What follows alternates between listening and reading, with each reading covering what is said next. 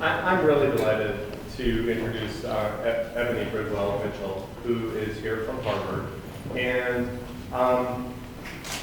one of the joys of being a host for these lectures is you get a chance to read a little bit into the work of the visiting scholar. And so just getting to know Ebony's work a little bit makes me appreciate both her background and the special place that she comes from to do her work.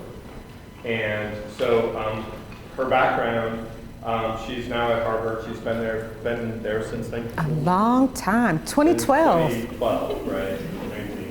2012. Her background is eclectic. She got her bachelor's in American Policy Studies at Cornell and a master's in public policy at the Kennedy School, and then her doctorate in management and org theory at NYU. And the work that she tends to do combines organizational theory and org management work with looking at social capital and social networks. And so I really see Ebony as an embodiment of her work in some ways, because she is a bridge between theories around social capital and social networks and organizational systems and organizational contexts. And so I think that her work, and today I think she's going to talk about partnerships in New York City. But this ability to sort of combine these two worlds is something that's really important in our work, and I think is an embodiment of something that we should all aspire to, is not just to be an expert in one area, but to connect across areas. So please join me in welcoming Ebony Bridwell-Mitchell. Thank you, John. Hi, everybody. Thank you for coming to the talk. I hope it does not feel strange to you to have me out here in this space. It feels strange to me to be trapped behind that podium. So I will be here a lot. I will go back there sometimes. I also don't know what the norms are of this talk, but I much prefer people to stop me and ask me questions along the way. If they are of clarification, that's great. If they are pushes, that's great. I feel like I'm pretty good at managing my time, so if the question might come up later on in the talk, I might say I'm going to address that momentarily, or if we're running out of time, but I hope you will feel free to stop me, and occasionally I will pause to give you time to actually stop me, so it doesn't feel like pro forma, me just saying stopping. Also, I'm realizing the screens are a little bit far away, so I might do more narrating than I usually do. So for example, on this slide, I was telling John about this earlier in terms of how I got my start in studying organizations, and this picture for me very much captures it. What you see are these two little like alien beings, and one of them is pointing at this very complex kind of cybernetic drawing. The very complex side says policy formulation. There's a little box on this side that says out, and it says policy evaluation. And then right there in the middle, he's pointing a stick at something that says, then a miracle occurs from the complexity to the simple out box. And that for me is policy implementation in organizations. I study organizations to try and understand what happens when we try to implement policies, which happens in organizational context, which is why we say good work, but I think we might need a little more detail right here. That's me. I'm trying to provide more detail in the black box of policy implementation. So the talk that I'm going to give today is about policy partnering for improvement. It is thinking about, oh, this thing has got a little bit of a delay. It's thinking about how school partner network characteristics matter for partner outcomes. This talk for me is related to the question of policy because we do know, for all of us who spend so much time studying education, that it's actually super hard to get policies to be implemented with any degree of fidelity in organizations. We've got these tomes telling us, meaning starting all the way back from the 1990s, all the way up to Charles Payne's book in 2008, helping us, reminding us that policy it's just so hard to make things change. And from the perspective of someone who studies organizations through my lens, there's a reason why policy implementation is so hard. So I am an organizational researcher, but I have a very particular lens. People would consider me a neo-institutional scholar, meaning there's lots of ways to study what happens in organizations. Some people study teams and groups. Some people study the actual role of the organization in the broader field or society.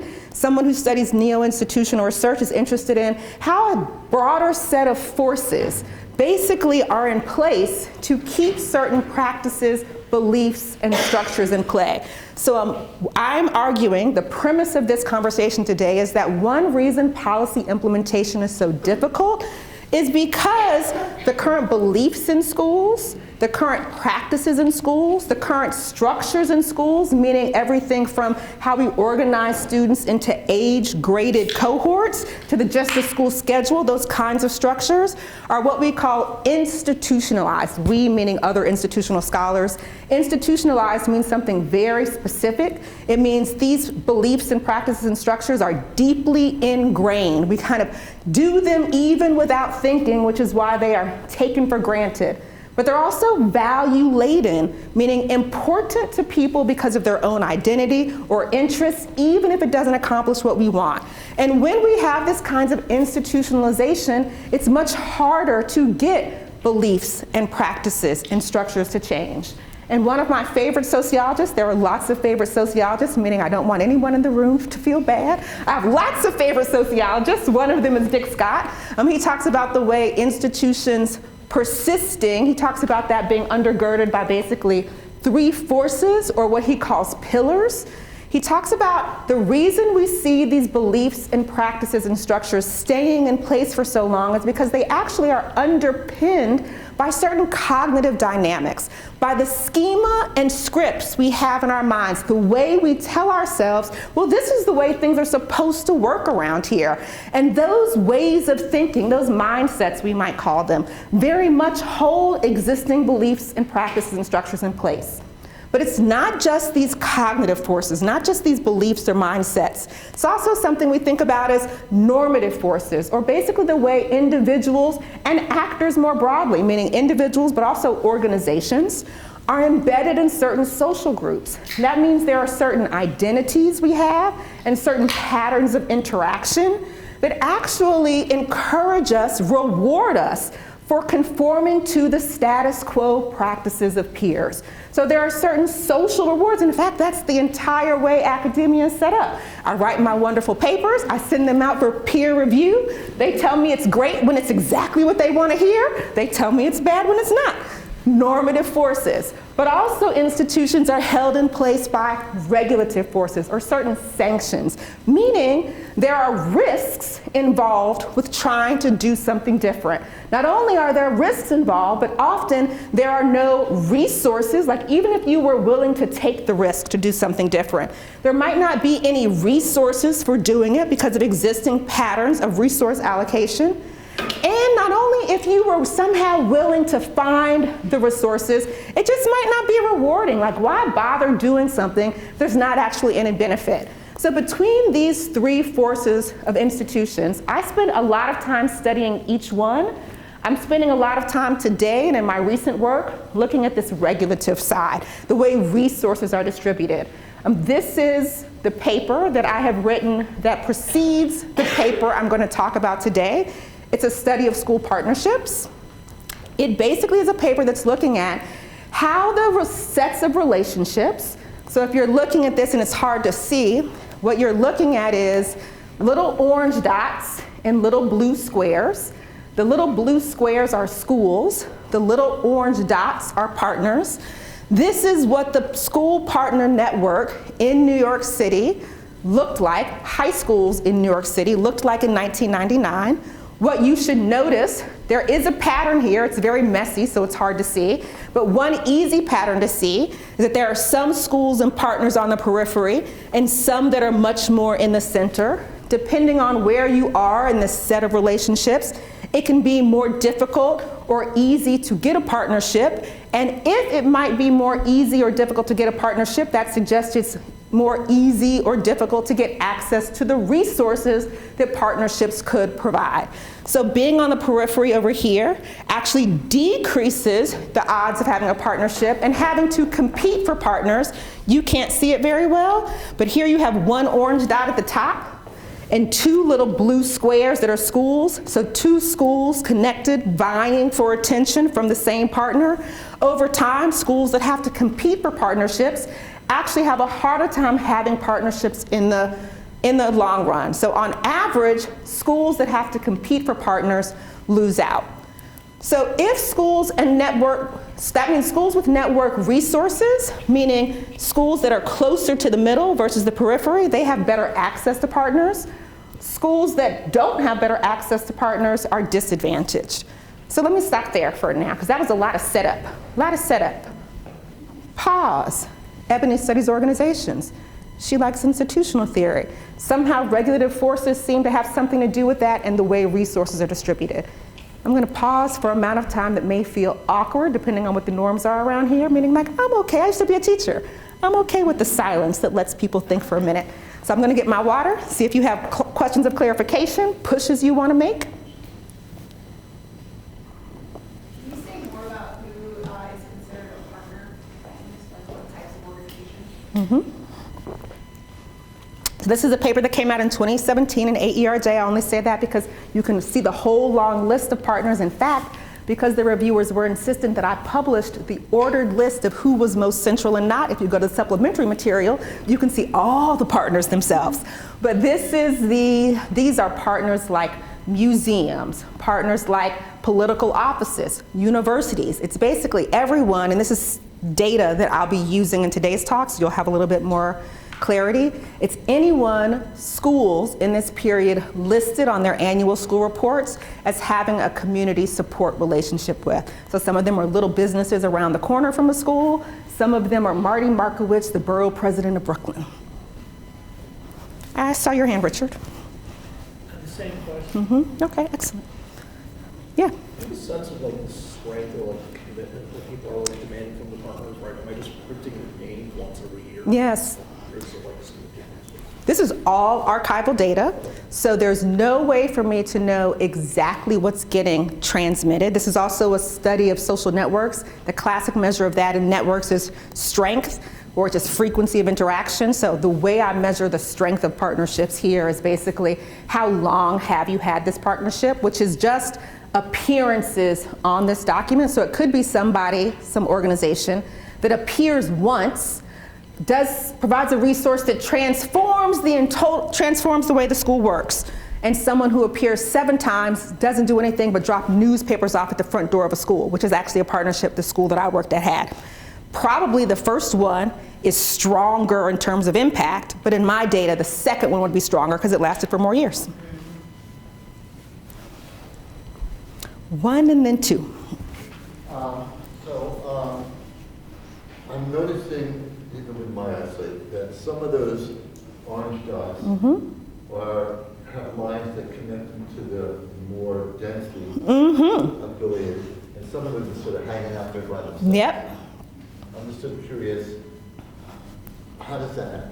I am glad you mentioned that because it's actually a measure that we speak of in social network parlance as reach centrality. How easy is it for a partner to reach other actors in the network? And that actually ends up playing a big role, not only in this data, but also in the data that were happening. And that's just basically the data that we're going to look at today. The way that happens is, let me see if I can be more tangible. What's her name? Julie? Zizan. Ebony, Julie, Zizan. We know each other. I'm the partner there at the school. Turns out, me as a partner, I don't know anybody else in this room. They don't know anybody else in that room. And if that's the case, then it's the 3 of us in this little isolated set of relationships. But if Zizan knew one other person knew you, then this little triad is suddenly connected to a much broader set of individuals. Yes? So I'm really interested in the context of New York City, having taught in New York City, and I'm just sort of wondering, and my memory of that context was actually that the schools do have a lot of autonomy in making these partnerships. there's no real centralized sort of mechanism for doing that. That really differs from like other districts, like the district I work with in Virginia, where it's pretty centralized. And I was wondering if, on the other hand, they are organized in networks, like this in the 90s.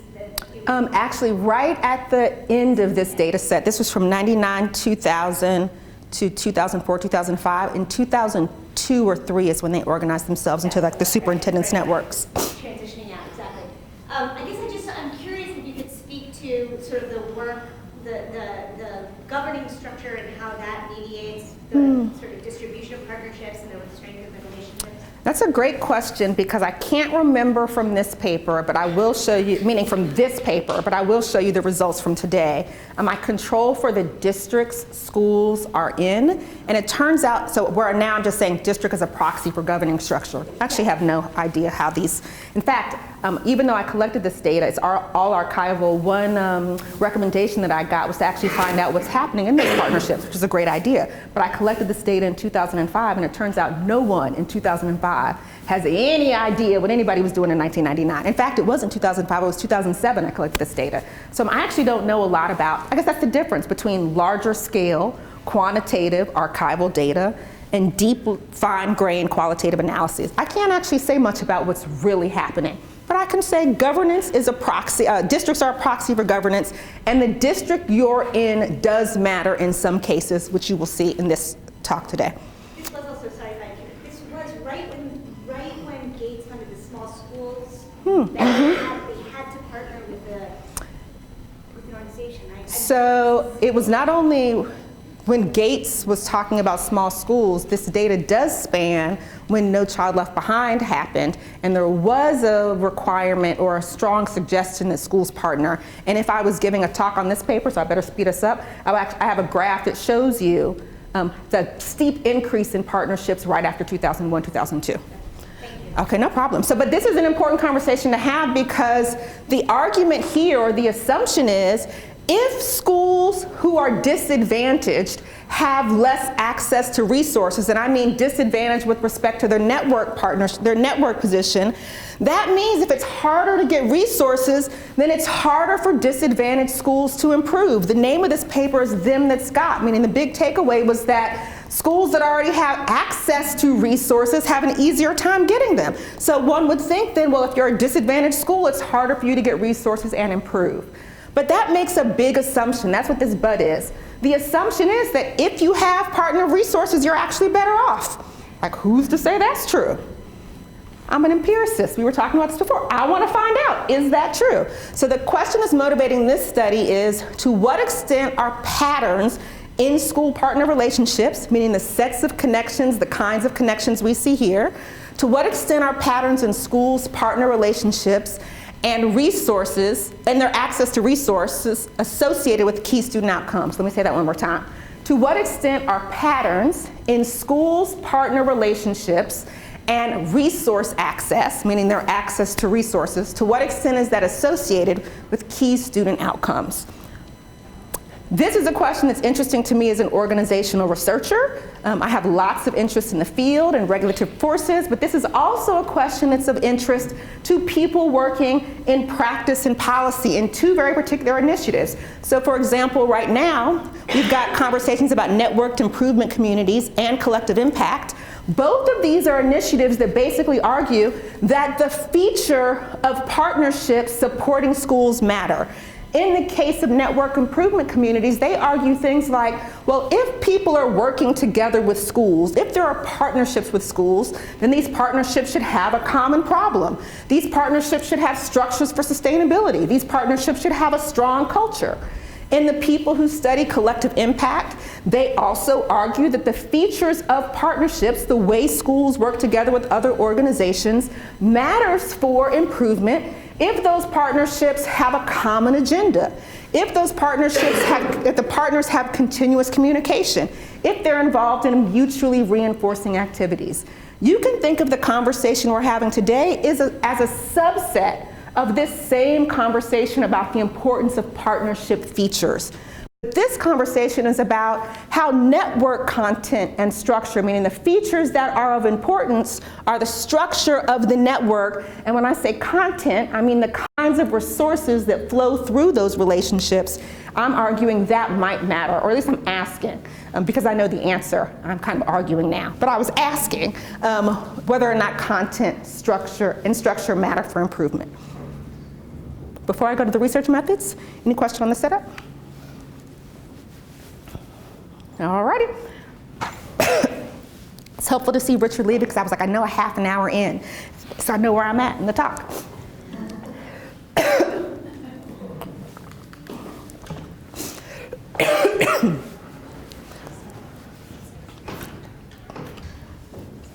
Alrighty, so you know a little bit about this data because I talked about it before. This is data from New York City annual school reports. Basically, for a time, it does not happen anymore, every school was required to put together an annual school report. This annual school report had a lot of different information in it, like they had to list their community support. This was actually your question here. So you can see the kinds of organizations that they list. NYU, Kingsborough, which was a college, Kingsborough College, the Star Foundation, the Chinatown Planning Council. So a wide variety of different kinds of organizations. I look at these organizations across this period, the 2001-2002 school year, to the 2004-2005 school year. When you look across this data over that time period, there basically end up being 202 unique New York City high schools, meaning some partners drop in, some schools drop in, some schools drop out, meaning they get closed, they open up, and then 918 unique partner organizations, again, meaning some drop in, some drop out. And just to be very clear, remember I'm taking a network perspective on this, so I'm thinking about the ties or relationships between these organizations, and I am saying, this was your question, a tie exists, well this was not your question, this relates to your question. A tie exists when an organization is listed on a school's ASR. If it's not listed, a tie or a partnership does not exist. The ASRs have a lot of other data, you can't see this, but it's just to illustrate. From this school data, you can learn things like the characteristics of the staff members, school expenditures, how long teachers have been working there. In addition to the ASRs, I also collect data on the partners, not just from the list that they have given, but I also want to know something about the actual resources that those partners are providing. Like, okay, it's nice to have Kingsborough Community College on there, but what are they doing? This turns out to be a harder question to answer than one might think, unless you're going to call up somebody who's facilitating. Unless I call up Rich and like, what are you doing with Kingsborough? It's much harder to actually know. The way I solve this problem is by basically using partner activities as a proxy for resources. Meaning, I argue that, well, if you are doing certain kinds of things, I'll talk about what those kinds of things are in a minute, then you're probably delivering certain resources. And the way I figure out what activities, what things they're doing, is by going to the partner websites and actually pulling out text about their activities. I'm just gonna click this quickly. So like what you see here is this complicated decision tree for how you get to what you think a partner is to what the website is that you need to go to actually find out what their activities are. So it's a really big, in terms of internal validity, it's really difficult at first to figure out, just because you know the name of a partner, that doesn't necessarily mean you know how to figure out what their resources are. Once we get to the right web page, basically you have to figure out, well, what activities are they involved in? The way we figure this out is by going to each website and extracting text from the website that matched certain words from a dictionary that the researchers created. Meaning, here's a list of words that are associated with certain resources. When you see this word, web crawler, we paid some nice people to design a web crawler. So web crawler, when you see this word, extract all the text in a paragraph around that word, and that will be the activities. The way we got those resource words was basically from here's an illustration down here of the kinds of, oh, it doesn't work like that, of the inputs or research on school inputs and resources. And you may be curious about the kinds of keywords. So for example, the resources of interest as found from that synthesis of the literature are things like teacher experience, core curriculum, support to disadvantaged students, managerial effectiveness. What you see in this middle column are dictionary terms. So like the resources related to careers in higher education, if you see the word career academy, job readiness, college advisement, pre-college prep, if you see that word, meaning if you, web crawler, see that word, extract all the text around that word.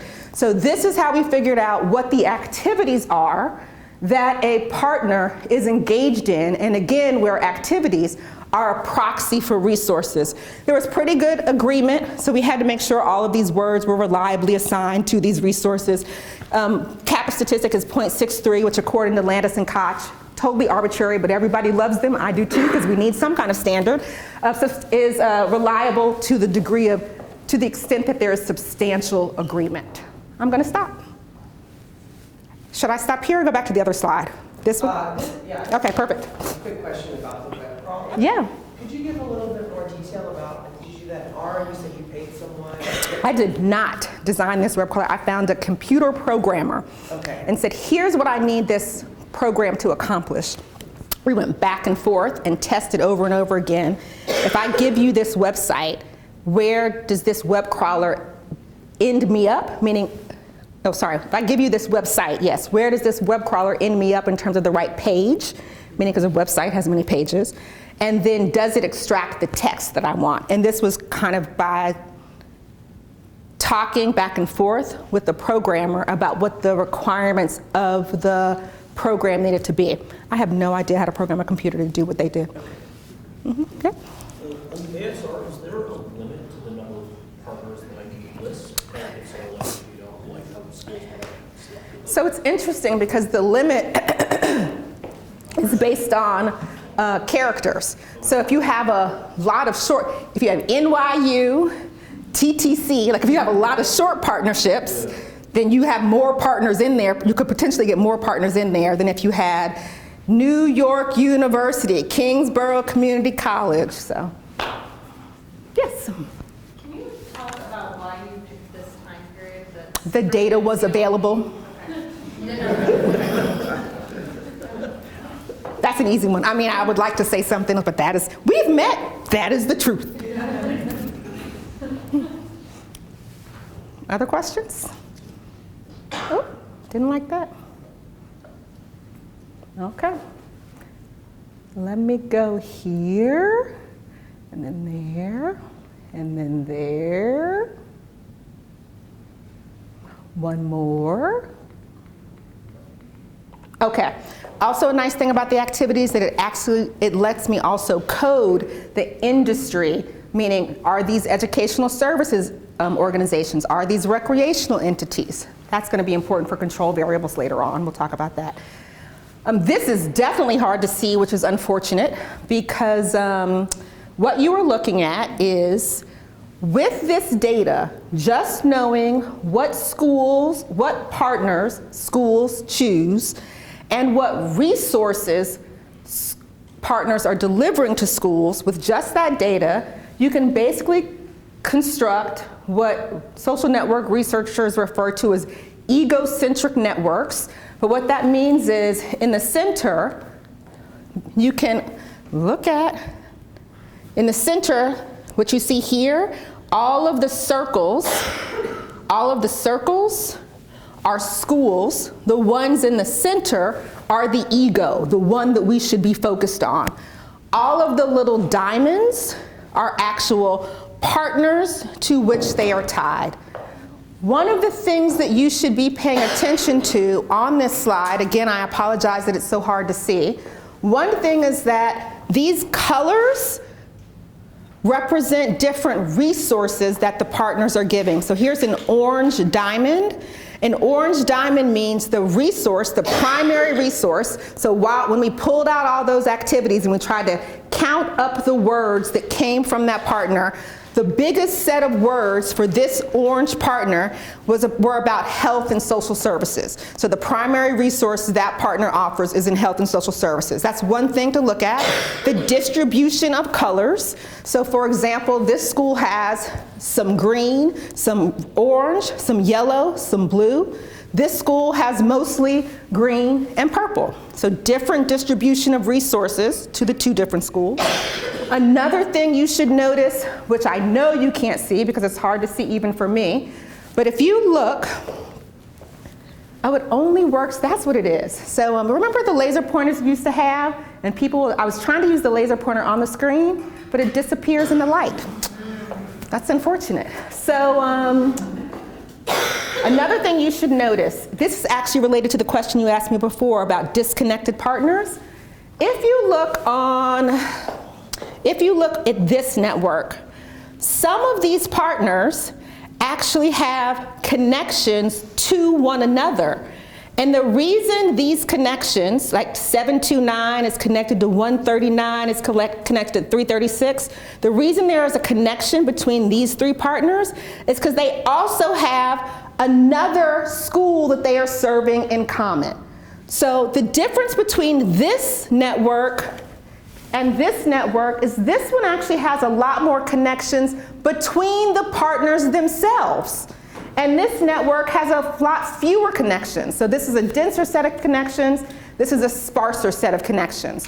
So already what we're learning just from the descriptive display of the networks is that some schools have many more partners providing a much more diverse array of resources, and partners that are more connected to each other and not only the focal school. And the question is, do these kinds of features make a difference for how well students at the school do? I'm gonna pause again. That seems like an important thing to think about. Questions you have about the method, questions you have about, feel free to get up from your seat and stare at that screen. I had no idea it was gonna be so small, I apologize.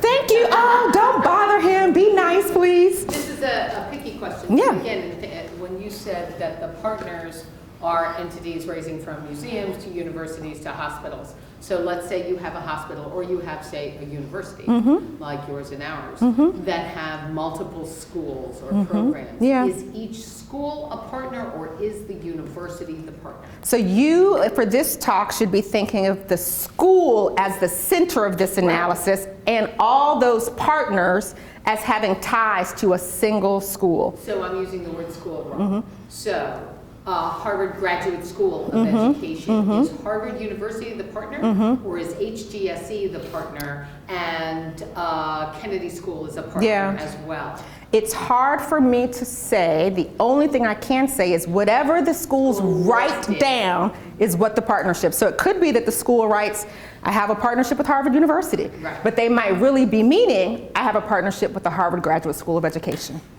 So it's entirely dependent on the way that the school has listed these things to really understand whether there is a single partner that holds within it multiple partner programs. Exactly. Okay. So this data, while good in lots of ways, it's over time, it's lots of schools, it lets me look at different features one might not be able to normally look at. Like all data has limitations, and these are some things I don't know. Right, because I'm thinking then about the interconnected. Yeah. If these are here in a neighborhood like West Philadelphia, where you have a lot of small community partners who have access to each other and are connected to each other and together partner with the school, that is still structurally and from a resource and capital perspective very different than the University of Pennsylvania that has all of its graduate schools separately connected to that school and is bringing something.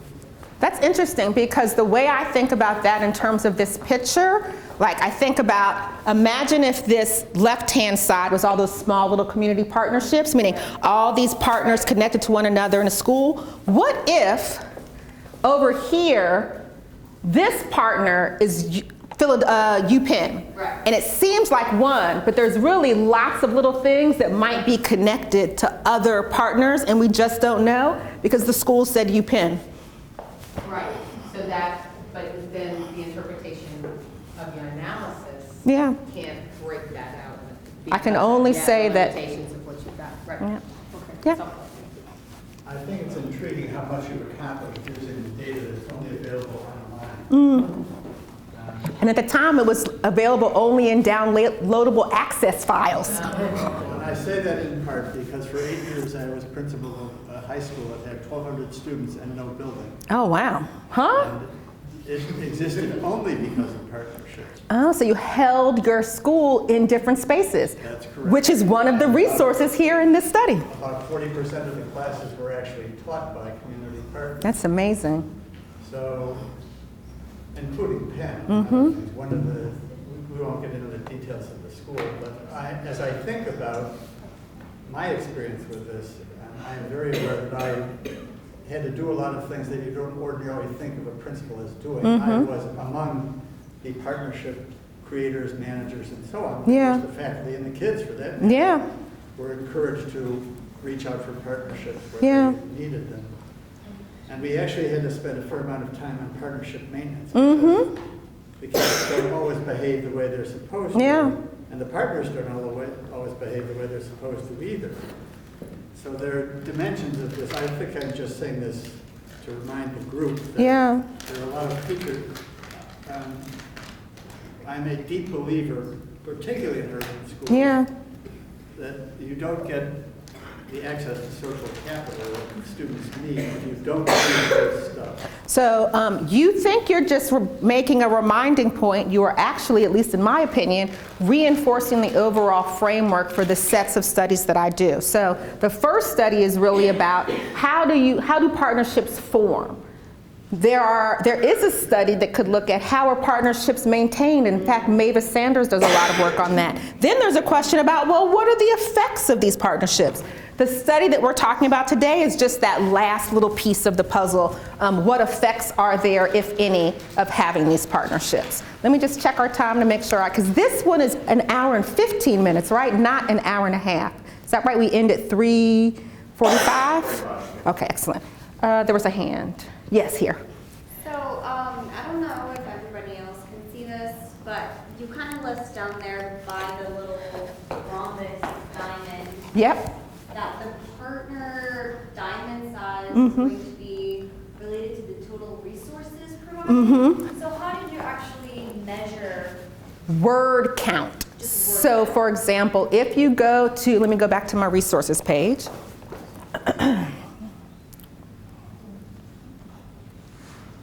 So for example, let's say that you are, let's go with the example of having to use space. So we just heard about, I'm sorry, I didn't ask your name. What was your name?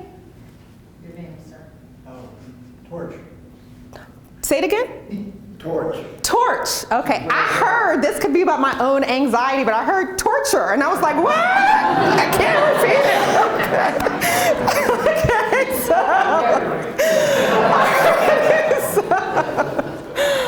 so Torch was giving an example about how his school ran because he had space from other people. So one example of the resources that we coded for was non-instructional materials, which included things like, if we saw the word, the phrase weekly space, improved facilities, infrastructure needs, there was a longer list of these words for each one of these categories. If you, let's just say it was UPenn, and you had 30 of the non-instructional materials words appear in the text of the activities, you had more resources than somewhere that listed these same words but only had 10 appearances of these words. So it's totally a proxy for where the argument is, the more you are talking about something on your website as your core activities, the more that's what you're investing. But again, these are assumptions on which the analysis is based. Other questions? A lot of people have faces that say, I have questions. Again, I'm still a teacher, so I can't help but look out in the room and see your faces. So if you have a question and you want to ask it, you should. I'll go here first. How did you determine the relationships between the partners? Oh, these are indirect ties. So that means, this is that same example I was doing from before, that Here's the three of us. We have a relationship. Zhuzhang? It's Zhejian. I was close. One more time. Zhejian. Zhejian. If Zhejian has a tie to Pam, indirectly, Pam and I are also tied by virtue of our relationship through Zhejian. So these are indirect ties. So I'll stop there for a second and let you follow up. You had said, and maybe I misunderstood, that you looked at that one of the significant pieces was the degree to which the partners were connected to each other. But those are indirect connections. So for example, So it is through the school. exact, and not just through the school, through a third party school. So the reason that Pam and I would be connected in this example is because we're connected through a third party. So that just means there might be two partners. These two partners work with one school, and one of the partners works with another school that also is working with that other partner. Questions? People's faces? Before I call you here, I also like to do step up, step back. There's a lot of quizzical faces, and you've got a chance to ask a question already. Any other quizzical faces want to ask a question before I go here again? Going once, twice. Alrighty. Yep. So those percentages don't add up, right? Yes. Does that mean there are organizations that, so what's the denominator? I almost didn't put those percentages in here because it brings up a lot of things that take time to explain, but I'm going to do it because I think it's helpful. What you're looking at here, these are not percentages of all the words. This is when you look at all the text extracted from each one of the partners. So here's a partner. I extract text about their activities. This is, on average, what percent of the text for a partner related to that. Now, the percentages are very low because there's 980 partners, and most of the partners have 0 for one of these because partners tend to specialize in a thing. The thing that you should be noticing in terms of what is, I think, most useful information in this particular set of percentages is the relative size of them. So for example, what you can see from these percentages is that on average, more partners are talking about extracurricular than they are talking about not like providing space, not instructional materials. And all partners are assigned some sort of activity, right? There's not like a website that's just like. No, there's some that have no words. Some of them just are 0. What do you do with those? They just get 0 for that resource or activity. You don't do anything. They must do something, but. Right, so there are partners that are listed. Figure out what they do. Yes, because none of the words from the dictionary appear, so you just get coded as not having any resources that you provide. This is kind of a version of but how do you really know? Like, while there is a long list, a long dictionary list that is reliable, it doesn't include every possible word that could exist. So it's conservative with that, with respect to like what could be included, but that is excluded because it doesn't appear on the list. Alrighty. Okay, so remember the question we're trying to ask ourselves is, do these configurations, whether you have more partners, whether you have partners with certain resources, whether the partners are connected to each other, do those kinds of features matter for key student outcomes? The outcome I'm going to look at or talk about today is basically the proportion of students who pass the New York State Regents exam. And we're just going to look at the English Language Arts exam because I kind of tried to figure out how much time I will have. Maybe we can talk about the math results in the discussion if we have enough time. But there are also other outcomes that could be of interest that I am considering including in this analysis. So I have data from when they used to you were in New York City. Remember when they started grading schools? Did you go to A? I also have this data on the grades schools got on their environment. So I'm also considering looking at these as outcome variables, but this is just proportion of students passing the New York State Regents exam. Yeah. Have you considered the New York City School Survey? You might imagine that partners that target professional professional development among teachers, for example, might have effects on teacher satisfaction. What is the new, I mean, we can follow up later, but what is the New York City School Survey? I have never. The survey administered to teachers, students, and I think parents. Okay. My guess is it wasn't happening. I was going to ask that, but I don't know for certain, but my guess is it wasn't. I mean, it sounds fascinating. It's part of the reason I was interested in the grades, because while I'm looking at student outcomes, you could imagine certain school level outcomes are important. Like one of the conditions that school level conditions that were explored in the grade is like basically what's the overall culture of the school like? So like that could be an interesting outcome. So I do have access to that data, I just haven't done anything with it yet. And I should say, I should have started off the talk saying this. This paper is like in the first stage of the paper where you put all the data together into that nice write-up and you're like, this could turn into something. So your job is to help me push this paper forward as much as possible so that I can turn it into a paper that I will actually submit to a journal. So all the feedback that you give me is super helpful. So this is not in any way finished. I could go in all kinds of directions based on your feedback. So I hope you will continue to give me as much feedback as you have. I am going to tell you the answer I have now. We will see how the paper develops. Okay, so independent variables that you should be thinking about. So in the outcome of interest is how many the proportion of students passing the Regents. The predictors, or what I think matters for this dependent variable, there's certain factors I want to control for in terms of school demographics, or I want to address in terms of school demographics. One is the size of the school, like what percent of students are, so that should just say the number of students enrolled, not percent of students. The percent of students who receive free and reduced lunch, a very rough proxy for SES. The percent of students who are English language learners, and there's an indicator for what district they're in.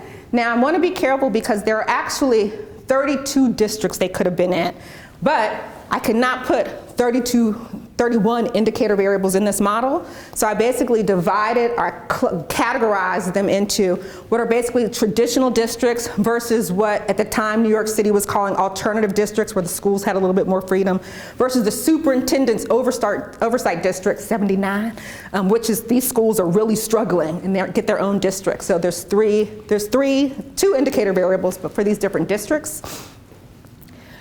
This is just a reminder of what we're interested in is what the nature is of the partnerships for one school. So the unit of analysis is the school, but what we're adding up for each school are the different characteristics of its partners. So if these are different partner characteristics, and this is a school X, so J is partner, so sum from I to J, each school to their partner. If this is a partner characteristic, the unit of analysis is in fact the sum of different partner characteristics for a particular school. What are the kinds of the characteristics I'm interested in? I want to know, one, does the number of partners matter? I want to know, does the strength of partner matters? This is the thing about number of prior years. Strength is just a term for social network analysis from frequency, but it's basically just the number of prior years the partnership. So if I have 7 partners, 2 of them have existed for 2 years, 3 of them have existed for 3 years, summing that up, overall, on average, what's the average number of years those partners have existed? Why does that say type equation here? That came out weird. So I'm also interested in centrality. You do not need an equation here. I'm not sure what that came from. But that basically means I'm interested in the proportion of partners, so the proportion of other partners in the network that can be reached. We had this question just a minute ago. So this is a measure interested in, if I'm a partner, can I reach half of the network, the entire partner network, not just my school network, but of all the partners that are out there in that first big jumble of partnership network I showed you? Some partners can reach 70% of that network based on the virtue of their ties. Some partners can only reach 20% of that network because of the pattern of their ties. So that's what centrality is. I'm also interested in the proportion of overlapping ties, meaning partners connected to each other by virtue of their sharing the same school partnerships. I'm interested in industry concentration. What that means is for all the partners a school might have, how concentrated or to what extent are all those partners in one particular industry or a few small industries, so the concentration in partnerships. I'm also interested in, there's this measure that Mitsuhashi and Grieve developed called Complementarity, but what that basically lets me look at is to what extent does each partner add a resource that the partnership wouldn't have had without them. So for example, I might have 3 partners, let's say 5 partners. If all 4 of those partners offer the exact same resource, that might be good. But if I have 4 partners doing one thing and 1 partner doing something new, I might actually be better off as a school if I had a more complementary set of resources, meaning people doing different kinds of things and not just concentrated in 1 or 2 things. And then finally, I'm interested in the resources partners are offering overall. And even though there were those 10 different categories of resources, those actually, when you analyze the relationship between each one of the school networks and the kinds of resources that they have, it actually distills down to 3 factors that I have named factors related to basically instructional support resources, social support resources, and something like it's called administrative support, which you will see in these models. Stopping here on the measures, because I think the next slide, oh yeah, in a minute. Stopping here on the measures.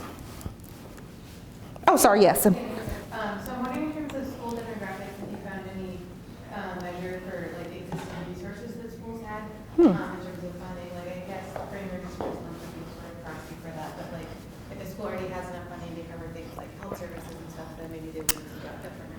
So you know what I do have that I included in the models for that other study, but not in this one, and I'm trying to remember why, was the percent of budget not spent on classroom instruction. And I'm only mentioning that because there's other kinds of budget information I have, and maybe some of that budget information would tell me something about that. I think I didn't include it because in the end I looked at a lot of different models and it seemed to not matter, but maybe not. I should probably go back and look. I'm actually gonna write that down, yeah. Organizations like that are integral within the school, like a PTA, would that be showing up in this, or those are housed within the school and not really matter, so they're not? Yeah, so one, to both, again, promote my own paper, but mostly promote looking at that supplementary appendix that they insisted that I put in there that nobody ever looks at who looks at the online supplement? Honestly, raise your hand, nobody. But in the online supplement is a list of the different partners. I don't honestly recall if like a PTA was listed, but if the school put it on their annual school report, it shows up in this data. Okay, thank you. One here and then here. It's just a quick question about the demographic variables. Is there a reason why you chose not to include percentage on IEPs? I do have both percent of students who are in special education, and I do have percent of students who are race. I do recall very clearly that my preliminary analyses showed that they didn't bear out as strongly, but in terms of which choices that I made, this ended up being me having to decide. You can only throw so many variables in any one model.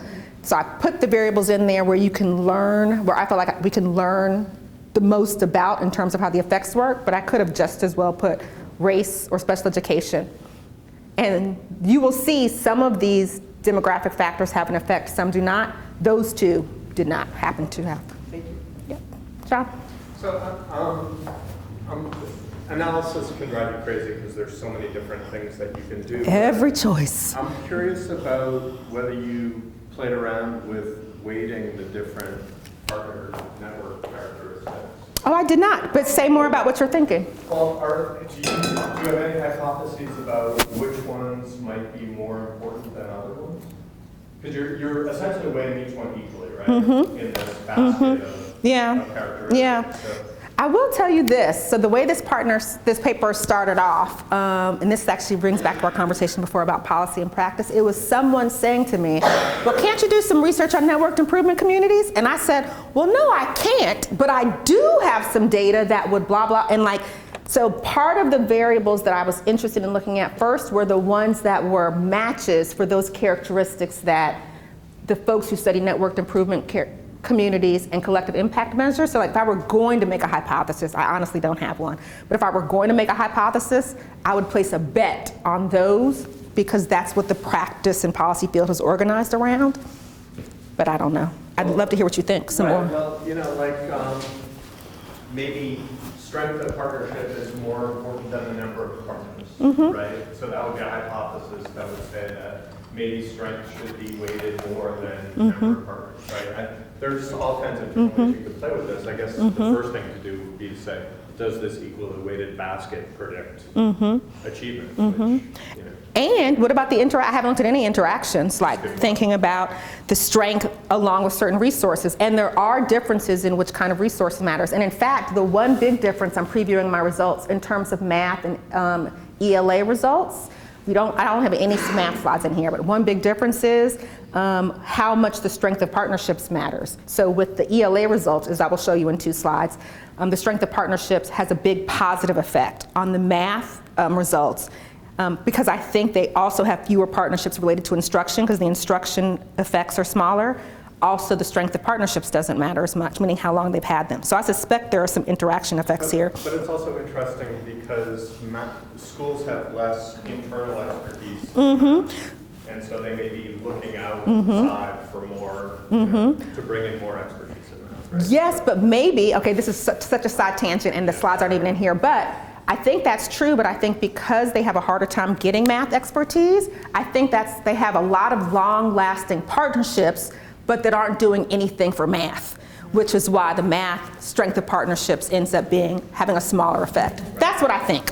I mean, I don't know here. Okay, so almost to the results, I promise. This is just the analytic model, meaning this is how you should think about what I'm trying to accomplish, and these are the actual factors in my analysis. It is not the perfect specification for the multi-level model that I'm going to look at, but if you are someone who likes formulas, here you can kind of see what it is I'm going to test. If you're someone who likes words, this formula says these words. To what extent are schools partner network characteristics? So here are the network characteristics. To what extent do these network characteristics and the demographic characteristics of schools, to what extent are these things related to passing the state standardized achievement test?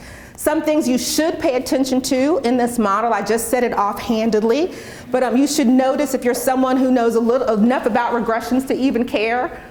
You should notice there's 2 residual terms because I'm actually looking at multi-level models. So these are partners nested within schools, but this is also over time. You should also notice that there's a difference between the time variable on this side of the equation and on this side. What that means is I'm actually looking at lagged models because I think what matters is not just is there an association, but like does instruction the year before, instructional resources, matter for outcomes in the next year?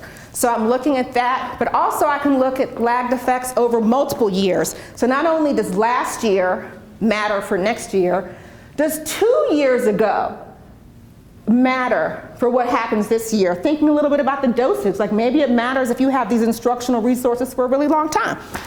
Okay, I think we're at the part everybody cares about. Oh, no, sorry, last thing, model specification.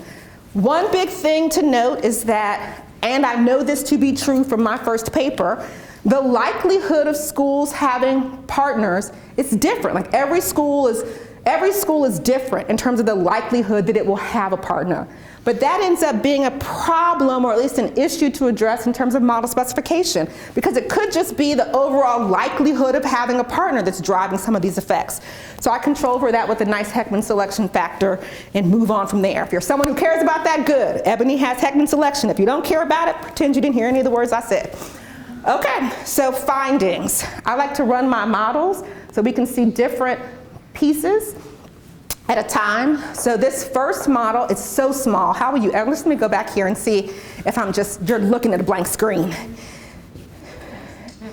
Yeah, so if you have 20/20-ish eyesight, you can see some of those numbers. So I will make sure to point out what's important. So the first thing that I will point out is what's in black is basically the school demographics. And I like to run my model stepwise so we can see, well, once I look at school demographics, how much more do factors such as the years of having prior partnerships matter versus how much more do factors like the resources. So the colors represent sets of factors. So this very first model is just the school demographic factors. Again, if you care about the Heckman selection, the only thing you need to know is that there are no stars. That means the fact that there are different schools have a different likelihood of having partnerships is not having an influence on my models, which is nice for me in terms of being able to say something about the specific effects of these factors. It may not matter to anybody else. The other thing that you should notice is that, as you might expect, the percent of students who receive free and reduced lunch, that means that lowers the proportion of students who pass the Regents. This is passing ELA in the prior year. You would expect if a lot of kids did better the year before, they probably do better the next year. That has a positive effect that increases the proportion of students at a school who pass the Regents ELA. Yes? A question about the green guide. Did you split the instructional resources and the social health services resources? So the technique that I use to put those 10 types of resources into these 3 categories, is basically an empirical technique that says to what degree are some of these 10 things, to what degree do some of these 10 things appear together more often? So the things that are in student support resources, I now wish that I had put the factors slide in there, but I'm guessing it's the ones that are like social services, extracurricular, and the things that are instructional resources are things like core curriculum, teacher experience. I can't remember exactly which resources loaded on which factor, but I sure am going to put that in the slide next time. Did I answer your question?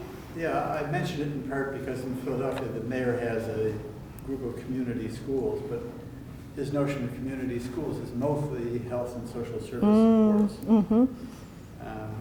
And the instructional support side happens only if the partnerships are managed by someone else in some other way. You know what I also don't have in these slides is the basic descriptive statistics for all of these variables. So I actually could see like which ones, we kind of know from those 10 different resources and the proportion of words, but like we kind of could look and see like what's happening on average more for these 3 different factors. So there's 2 things I said I was going to do, put in the factor analysis slides and the descriptives. Let me say what I said a different way. The mayor's community school program, in a sense, has to fix the kids' dimensions. As opposed to some of the social capital kinds of advantages that come from a well-managed partnerships, even for severely disadvantaged schools. And just say a little bit more for me about, and you think that approach to schools and students is important to think about with respect to resources, because I just want to make sure I'm understanding your point so I address it correctly.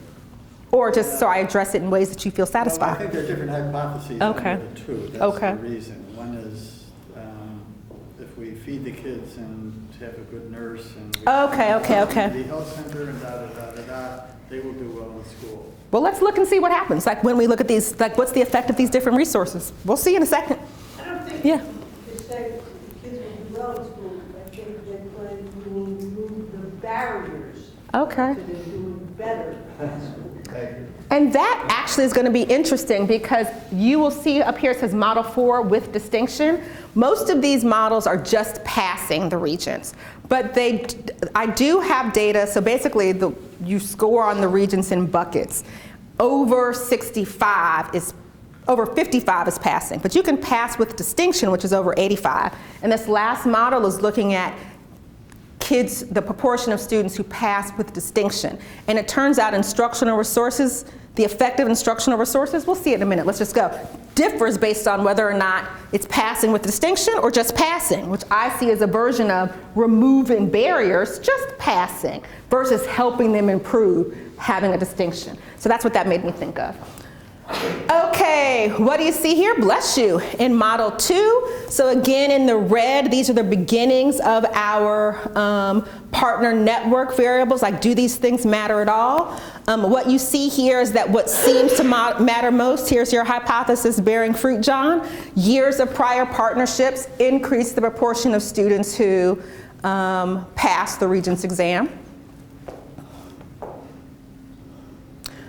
Model 3.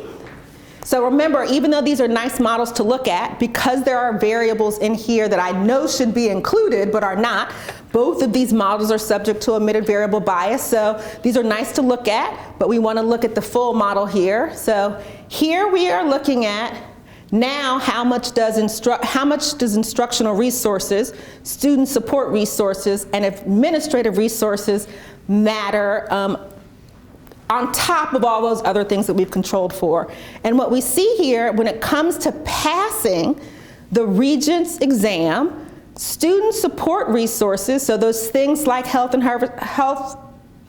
and social services, there's actually a negative sign, which means a fewer proportion of students pass the exam when the more social service, the more student support resources that are offered, a lower proportion of students pass the exam. This is significant at 0.05, so at the lowest threshold for significance. I suspect some of that is driven by the fact that the more social support services you need, the harder it is to get the kid, like these are kids who really have a hard time getting over the hump. But it also could be related to the fact that you're focusing all your time on providing social services to the students and not investing deeply in curriculum. Either one of those hypotheses could be true. I'd be curious to think what Pam's, I'm looking at her at the side of my eye, like, I wonder what she thinks, but we will talk about it later. Yes. Yes, all of these are lag models. So this is the year before on the future year. Let us see here. Before we were talking about districts and do they matter. Here we see traditional districts. And so these are both compared, as you might expect, to the superintendent's district, which is basically where kids are struggling. Both the traditional districts and the alternative districts have a higher rate of passing compared to the superintendent's district, and the alternative districts a slightly higher rate of passing than the traditional districts. And then lastly, what this model is passing with distinction. So exact same model as model number 3, except model number 3 was just passing. Model number 4 is passing with distinction, meaning scoring 85 to 100. So what you should notice here, this is the conversation we were having, now instructional resources does matter. This was the, I'm sorry, I didn't ask your name, in the lovely fuchsia turtleneck. Debbie, this is the point I was trying to make with Debbie, that when it's passing with distinction, you see that instructional resources are mattering. But we also see that industry concentration, meaning does it matter if the partners are basically working in one area? Like, does that have an effect or a relationship or an association with students passing? And the answer is yes when it comes to passing, not with passing with distinction. Same thing with partner density. Doesn't matter if there are lots of interconnected relationships between the partners. Yes when it comes to passing, not with passing with distinction. Let me check on my time to see if I can do these last two things. 5 minutes. Okay, thank you. Quickly I will say, this is the model with the 1-year lag. If we look 2 years back, most of the effects are the same. Two big differences are, when you look 2 years back on passing, instruction does become an important resource, even for just passing. But then density is less significant. Another thing to notice 2 years prior is that 2 years prior, it turns out that whereas density was not important, now it is important, and instruction effects are actually greater. So I am having a sense, again, I would love your feedback, that where a lot of the work is happening in partnerships, matters further back, meaning like it's not just what happens the year before, but there's some kind of accumulating effect for the importance of a lot of these factors. Oh, good, we're almost at the end. Discussion. So the summary of what I've just said, the question was, to what extent are partners in schools, to what extent are patterns in schools partner relationships and access to resources associated with key student outcomes? Here are some things that we've learned from those models in summary. That partner longevity, how long you've had a partner, is associated with higher passing rates on standardized tests. We've learned that partners having overlapping relationships or density in some cases, especially in the just passing cases, associated with higher passing rates. I wondered, is this overlapping relationship really an indicator of the mutually reinforcing activities from collective impact work? Something to think about. We also learned that the concentration of partners in a particular industry is associated with higher partner rates. Maybe this concentration in a particular industry is actually an example of working on a common problem, which is what folks in the network improvement community talk about. We learned that partners, S missing, instructional resources are associated with higher passing rates, especially when we're talking about passing with distinction or 2 years back. And we've learned that partners' support resources are associated with lower passing rates. All of this is lovely. This is the conversation that I feel like I was partly having with you, John, earlier. Like, these are interesting results, but in the end, like when we think about how this matters for the work we do with schools, how we can leverage these results, but so what? I hope we can spend our last 3 minutes with you telling me the answer. That's it. Okay. That's it. I'm all done.